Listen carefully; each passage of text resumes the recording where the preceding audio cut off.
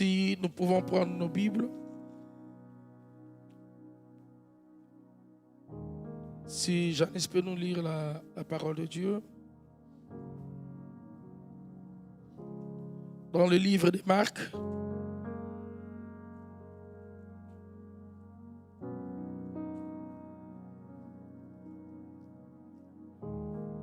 Marc 5.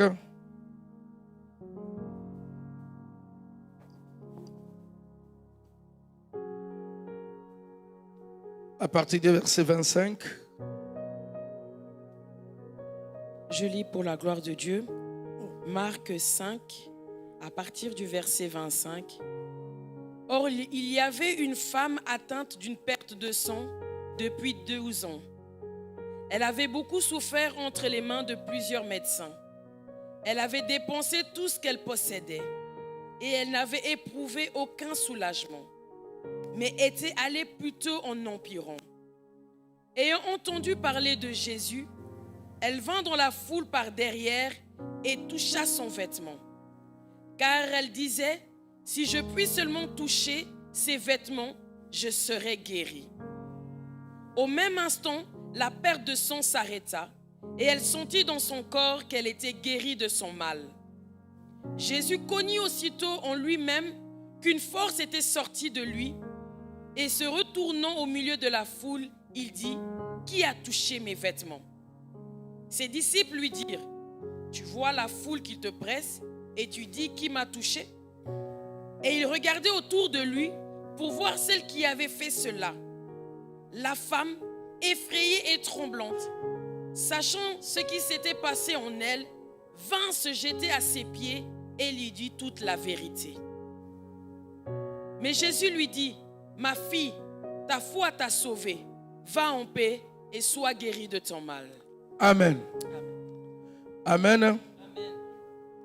Le thème de mon message aujourd'hui, je ne vais pas l'intituler « Qui m'a touché ?», mais je l'ai intitulé « Touche-moi ». Amen. Parce que la femme, quand Jésus l'a touchée, il y a une portion de la grâce qui est entrée sur lui. Mais si Jésus te touche aujourd'hui, ce matin,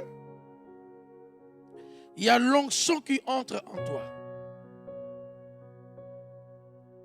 Ce matin, nous voulons que Jésus puisse nous localiser et nous toucher. Amen, amen, amen. Notre Dieu, il opère de miracles comme il veut. Notre Dieu, c'était un Dieu de multisystèmes. Et ce matin, nous ne voulons pas toucher la robe de Jésus, mais nous voulons que Jésus ce matin puisse nous toucher. Amen. Si nous regardons même, quand on consacre une personne comme un serviteur de Dieu, il y a des hommes de Dieu qui viennent, ils imposent les mains. Donc la main, quand on pose la main sur une personne, c'est aussi une onction particulière qui entre dans la vie de cette personne. Et nous voulons que ce matin, Jésus-Christ puisse nous toucher. Que la main de Dieu, le doigt de Dieu puisse nous localiser ce matin. Et je parle à une personne ce matin. Alors, on nous parle dans ce texte, une femme.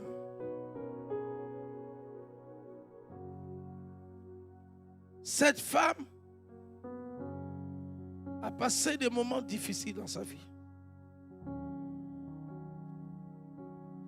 Cette femme, on ne nous a pas donné le nom de cette femme. On dit la femme de perte de sang. Mais cette femme avait un nom. Peut-être on pouvait l'appeler Anne. On l'appelait Marie. Mais depuis la période de sa maladie, puisque cette maladie a demeuré longtemps, on a changé le nom de cette femme. Tu vas où? Juste quoi? Où? Ah, c'est la femme qui coule le sang. Ce matin, Jésus est là ce matin pour changer ton identité. Parce que les gens, ils t'ont donné une autre étiquette. Mais Jésus ce matin, il veut changer ton nom. Il veut te donner un nom nouveau. Il veut te donner un nouveau départ. Et je parle à une personne ce matin. Cette femme, pendant 12 ans, elle était exclue de la société. Mon frère et ma soeur, je n'aimerais pas être à la place de cette femme. Si Janice peut nous lire Lévitique 15, 19 à 23. Pourquoi tu ne dois pas être à la place de cette femme?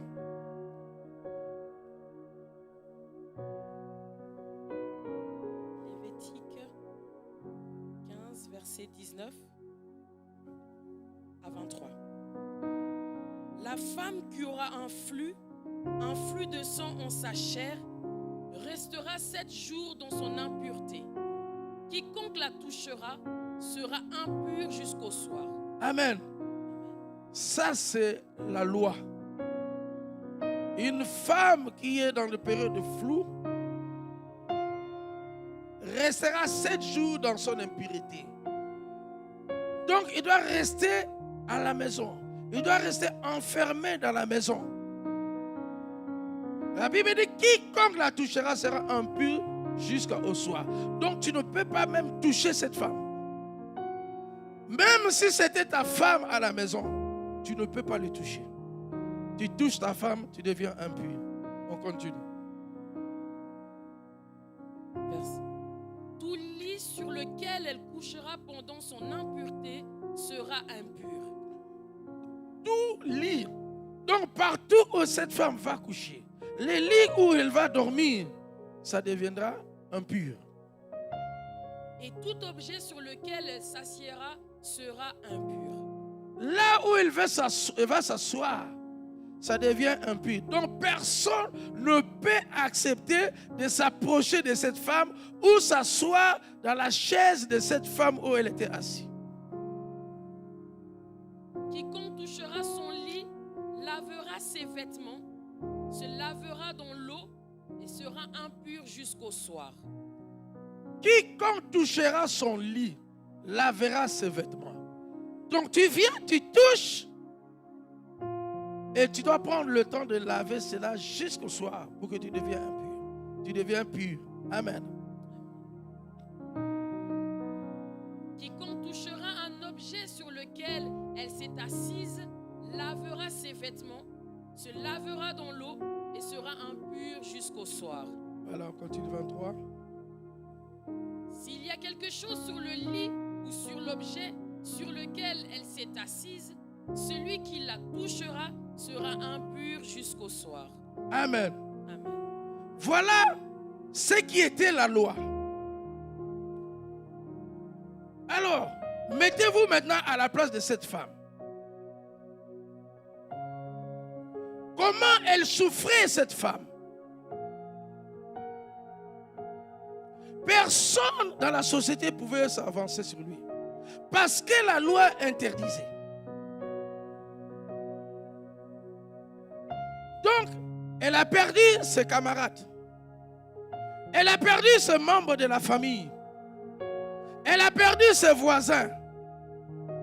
Donc, personne ne pouvait avancer vers elle. Voilà la souffrance de cette femme. Elle a été exclue de la société. Cette femme souffrait parce qu'elle avait l'hémorragie du sang. Mais ce n'était pas sa volonté. Ce n'était pas son choix. Mais c'est la maladie. Alors, mes frères et ma soeur, derrière, comme le prophète l'avait dit, derrière une maladie, il y a un esprit. Alors, il y avait un esprit qui animait notre sœur. Amen. Je vis cela dans la vie réelle. Je le vécu dans l'église. Mais nous avons vaincu cet esprit. C'est pour ça que les gens doivent témoigner toujours dans l'église. Ici, à Bethesda, on a vécu ce cas. Une femme qui avait le perte de sang, et la main de Dieu l'a touchée et la personne a été guérie. Amen. C'est pour ça qu'il est bien toujours, mon frère et ma soeur, de donner les témoignages. Alors cette femme avait le rejet quotidien de la famille, des amis, à raison de son état impur. Donc elle ne pouvait plus rien faire. S'enfermer à la maison. Elle ne peut pas bouger. Personne ne pouvait préparer à manger pour elle. Ou venir dans sa maison. Vous savez, il y a aussi ce qu'on appelle un peu la thérapie. Quand tu reçois des gens, tu parles avec des gens, tu discutes avec des gens. Peut-être à ce moment-là, tu oublies un peu ta souffrance. Mais elle, personne ne pouvait venir chez elle à la maison parce que la loi interdisait.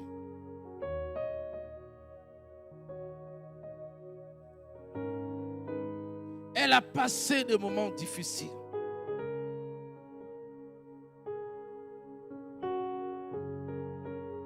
Cette femme, elle souffrait de sa maladie, elle souffrait aussi dans son cœur. Elle avait la souffrance intérieure et extérieure. Qui pouvait aider cette femme? 26. La Bible dit, elle avait beaucoup souffert entre les mains de plusieurs médecins. Elle avait dépensé tout ce qu'elle possédait et elle n'avait éprouvé aucun soulagement, mais était allée plutôt empirant. Amen.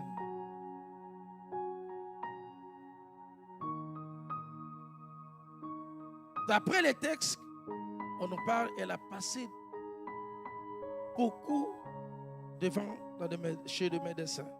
Donc j'espère que cette femme, avant cette maladie, elle avait la possibilité. Elle avait un peu d'argent. Donc c'était une femme, je crois, elle vivait bien. Mais depuis qu'elle a reçu la maladie, la Bible dit qu'elle a passé beaucoup devant le médecin. Je ne sais pas pendant 12 ans si elle a vu combien de médecins dans sa vie.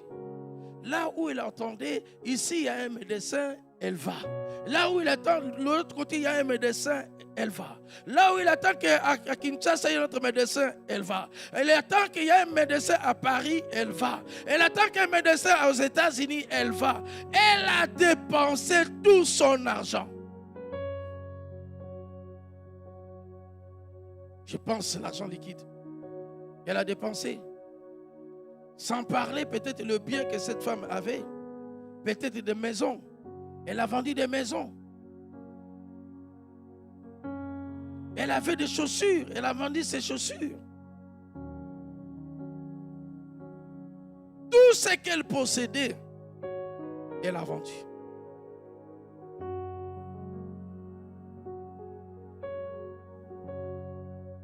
Ce n'est pas elle qui avait voulu. Ce n'était pas son choix, mais la maladie.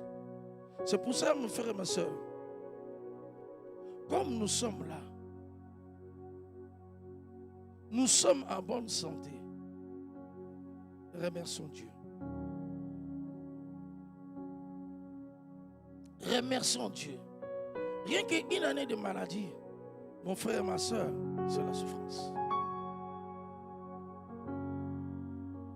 Une année de maladie, c'est la souffrance. Et cette femme a fait 12 ans de maladie.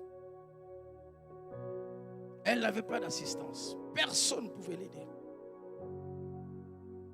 Même elle-même, elle ne pouvait pas sortir parce qu'elle savait que la loi m'interdisait de sortir.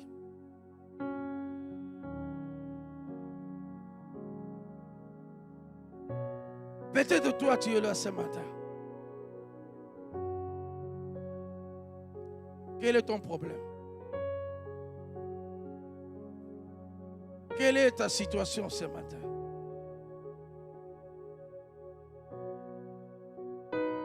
Nous passons tous dans des moments difficiles. Personne ne peut me dire ce matin qu'il n'a pas un problème. Nous avons tous des problèmes.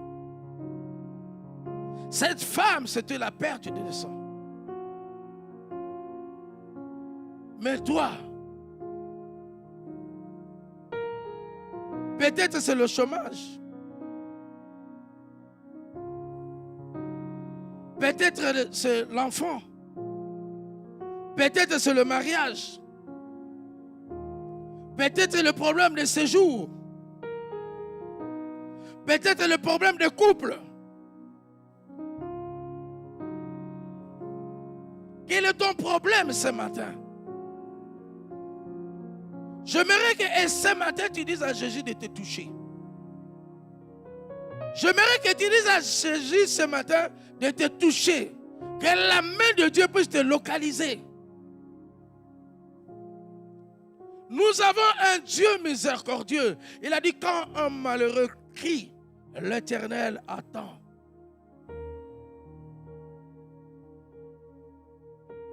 C'est Dieu qui pardonne l'iniquité.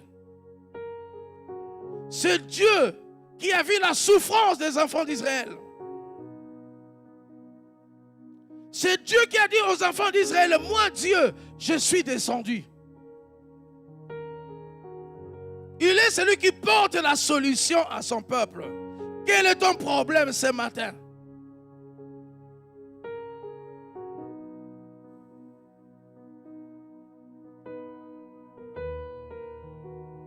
Il est là ce matin. Il va te délivrer.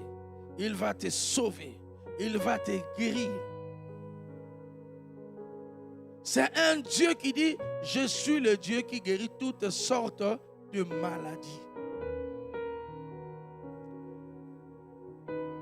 Aucune maladie peut résister devant le nom de Jésus-Christ.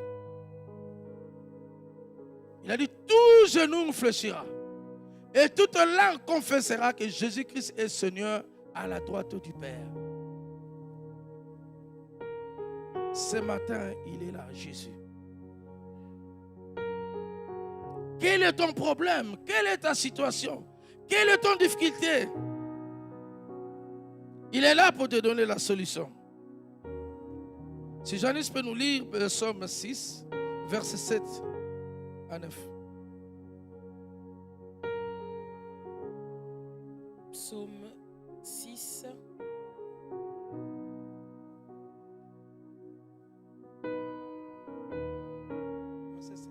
Versets 7 à 9. Je m'épuise à force de gémir. Chaque nuit, ma couche est baignée de mes larmes. Mon lit est arrosé de mes pleurs. Amen. Je m'épuise à forcer de me gémir. Donc, David, il passait le temps. Il passait la nuit. Le larme de David coulait. Il pleurait.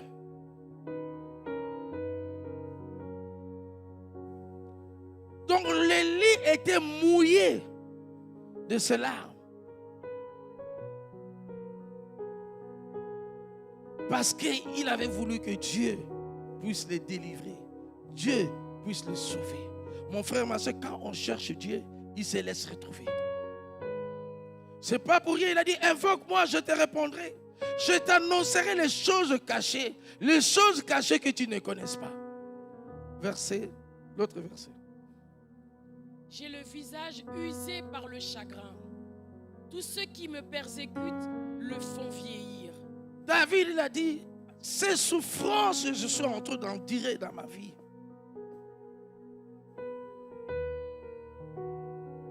Et tous ceux qui sont en train de me persécuter, donc les problèmes, les difficultés qui sont en train de persécuter David, changer le visage de David.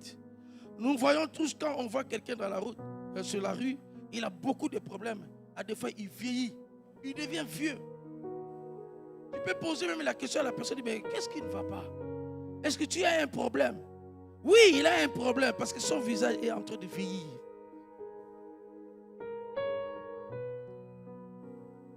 Éloignez-vous de moi, vous tous qui faites le mal, car l'Éternel entend la voix de mes larmes. David, il a dit, éloignez-vous de moi. Vous tous qui êtes en train de persécuter cette église, vous tous qui êtes en train de persécuter les membres de cette église, ceux qui ne veulent pas l'évolution de cette église, ceux qui veulent l'échec de cette église, ce matin, nous vous disons de vous éloigner de nous.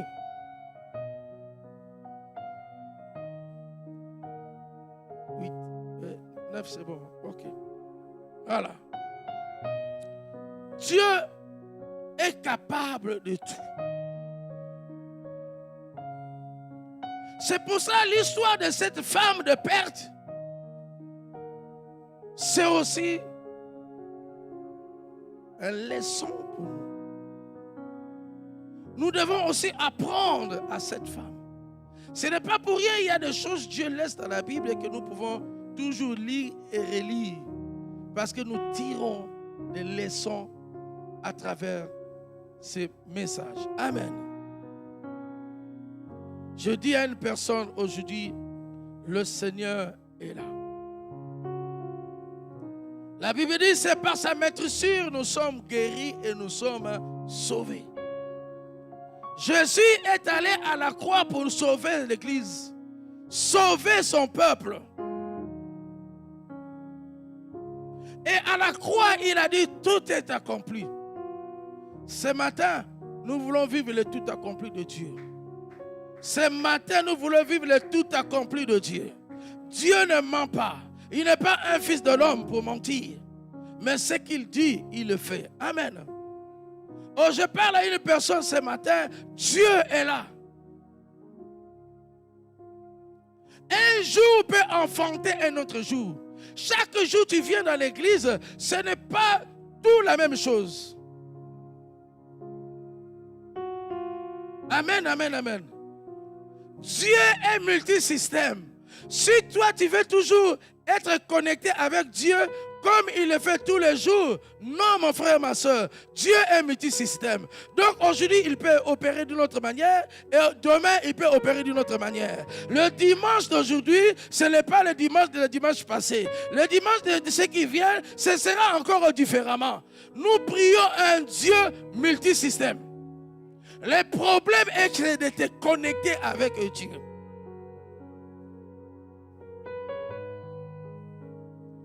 La Bible dit qu'elle avait dépensé tout ce qu'elle possédait.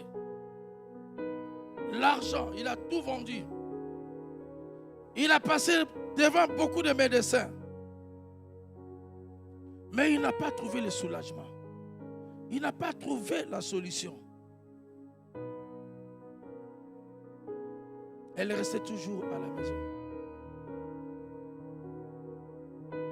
Avec l'étiquette que les gens ont collée sur son dos.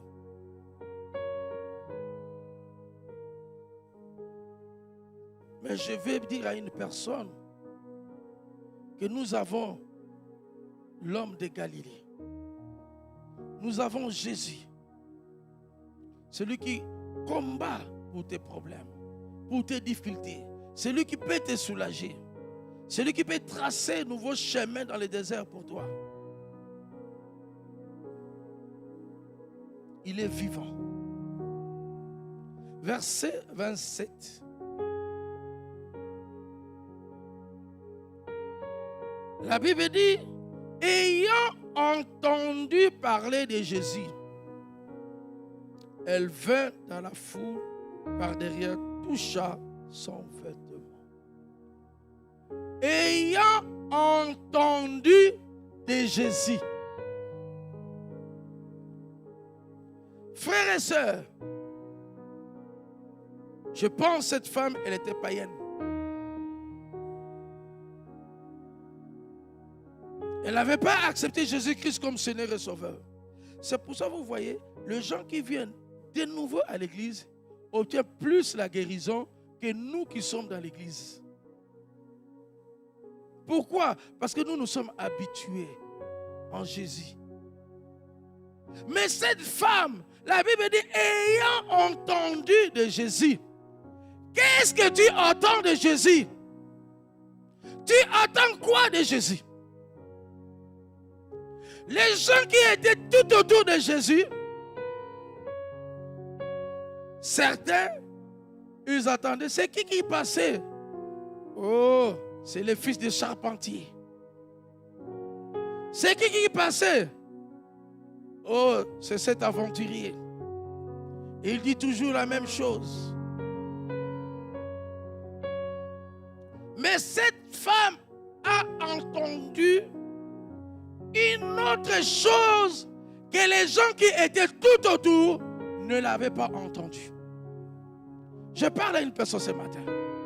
Combien de fois tu entends que Jésus guérit? Combien de fois tu entends que Jésus est capable de tout? Combien de fois on te dit quand tu viens dans la présence de Dieu, c'est là où Dieu se manifeste. Mais pour nous, cela est devenu comme un slogan. Je parle à une personne ce matin. La Bible dit cette femme ayant entendu. Certainement, on lui a dit, tu vois l'homme qui est en train de passer, c'est ta dernière chance. Si lui, il ne fait rien pour toi, dans ton problème, tu vas mourir comme ça. Cette femme en elle-même, elle a entré à elle-même. Elle a commencé à parler à elle-même. Elle a dit, Seigneur, tel que je vois les gens passent, je vois les mariages, je vois les femmes qui enfantent, je vois les gens qui travaillent. Moi aussi, aujourd'hui, ma situation doit changer.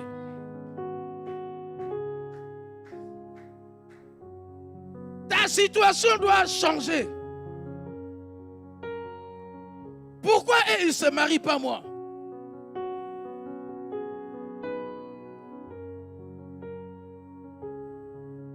Pourquoi ils ont des enfants pas moi?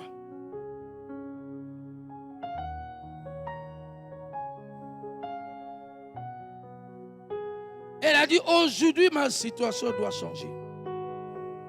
Moi aussi un jour je m'aimerais me marier.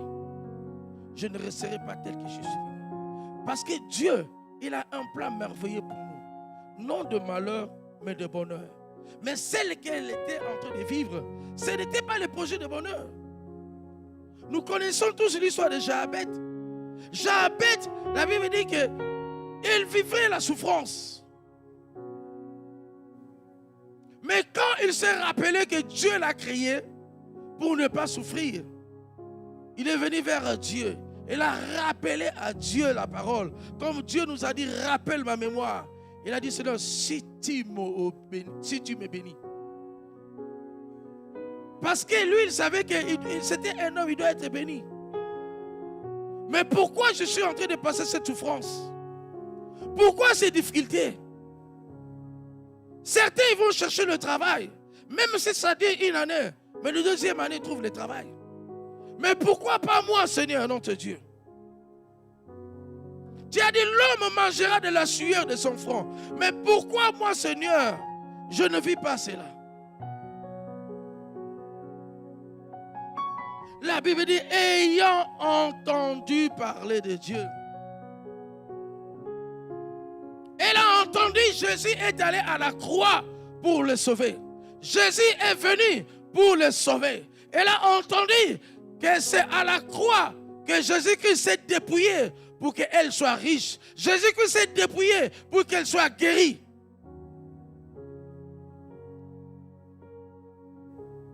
Jésus-Christ est né dans une famille pauvre pour qu'elle soit riche. Je bénis la personne qui a été évangélisée, cette femme. Il a transmis la parole avec l'onction et puissance. C'est cette parole qui a touché cette femme, qui a changé la vision de cette femme. Et cette femme, à elle-même à la maison, elle a commencé à parler, à déclarer. Cette parole, je crois, cela l'a rendue folle. La parole qu'il avait écoutée, cela l'a rendue folle. Mon frère et ma soeur, qu'est-ce que tu entends? Qu'est-ce que tu écoutes? Nous passons beaucoup de temps dans le téléphone à écouter n'importe quoi. Nous passons beaucoup de temps dans le téléphone pour juger n'importe quoi. Ce matin, Jésus te dit, sors de là.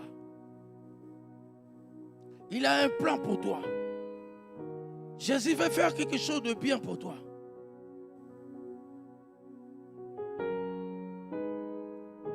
La Bible dit, Hébreux 11, or la foi est une ferme assurance des choses qu'on espère, une démonstration de celles qu'on ne voit pas. La foi, mon frère et ma soeur, c'est le moteur de miracles. Si tu n'as pas la foi, tu n'as pas le miracle. La foi, c'est ta main naturelle qui doit entrer dans le surnaturel pour soutirer ce qui est surnaturel et que tu puisses le vivre dans ta vie. Tu dois vivre le surnaturel, mon frère et ma soeur.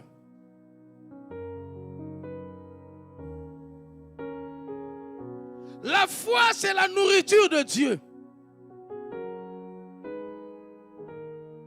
Dieu aime manger la foi.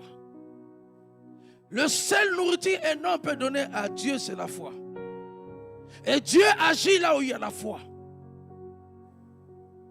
La Bible dit, sans la foi, personne n'est agréable à Dieu. Il faut que celui qui s'approche de Dieu, d'abord doit croire que Dieu existe et qu'il est le rémunérateur de ceux qui les cherchent. Dieu est le consommateur de notre foi. Regarde ce qui a sauvé cette femme. La parole qu'il a écoutée. La parole que cette femme a écoutée, ça a monté dans son cœur. Il a dit, aujourd'hui, c'est mon jour. Même s'il y a l'interdiction, même s'il y a la loi, mais aujourd'hui, moi, je vais aller toucher le pan de robe de Jésus-Christ. Je sais qu'il est Dieu. Mon frère et ma soeur, la Bible dit, vous êtes de Dieu et vous mourrez comme des chiens. Mon frère et ma soeur, nous sommes les enfants de Dieu. L'héritage, c'est pour nous. Le miracle, c'est pour nous. La guérison, c'est pour nous. La bénédiction, c'est pour nous.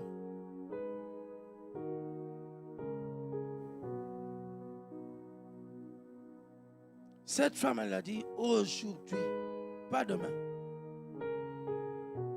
j'irai, je vais toucher le pain de Jésus-Christ.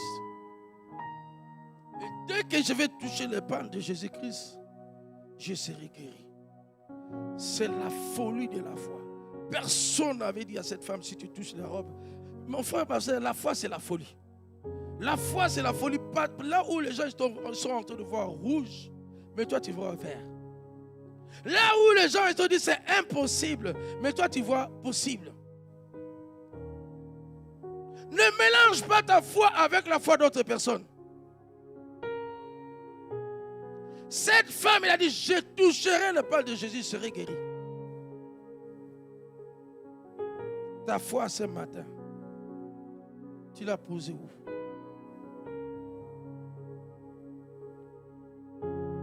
La Bible dit à tous ceux qui l'ont reçu, à tous ceux qui croient en son nom, elle a donné le pouvoir de devenir enfant de Dieu. C'est la parole, mon frère et ma soeur. La femme de perte de sang a mis sa foi en Jésus. Ayant entendu que Jésus est en train de passer. Je dis à une personne que Jésus est là ce matin.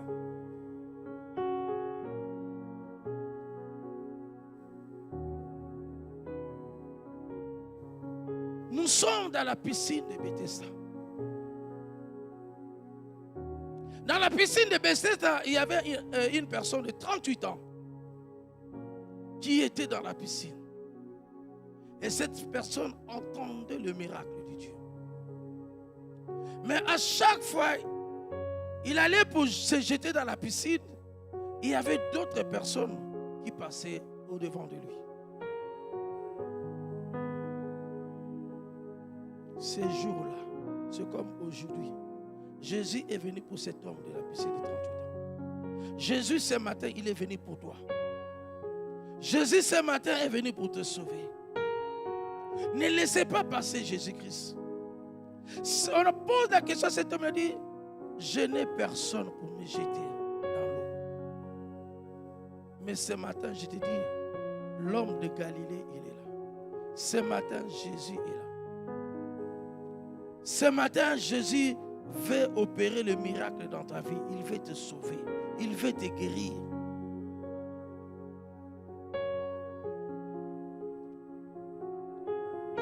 Dieu opère comme il veut. Il y a certaines personnes, ils avaient reçu le miracle mouillé. Mais aujourd'hui, pour toi, c'est un miracle peut-être sec.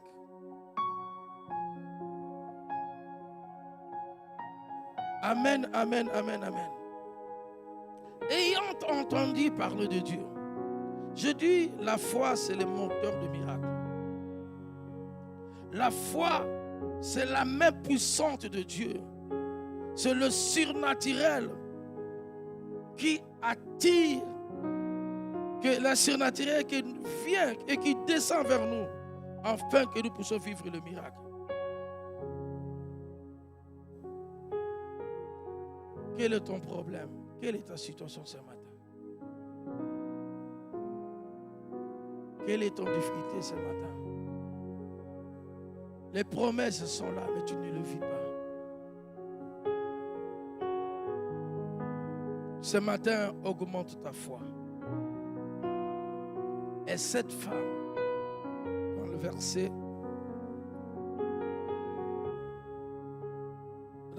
28, 29.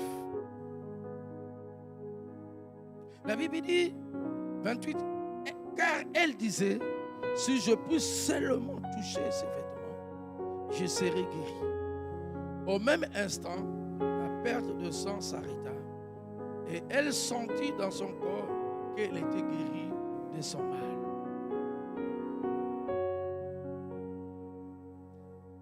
Pendant la route, pendant qu'elle s'approchait, je pense que les gens le voyaient me dire, mais elle va où cette folle? Elle va où cette femme de perte de sang? Même les gens criaient comme Bartimée. Les gens criaient, Bartimée criait. Les gens disaient, arrête, tu nous déranges. Mais la femme là, même si les gens parlaient, elle ne les écoutait pas. Elle faisait qu'avancer et parlait à elle-même.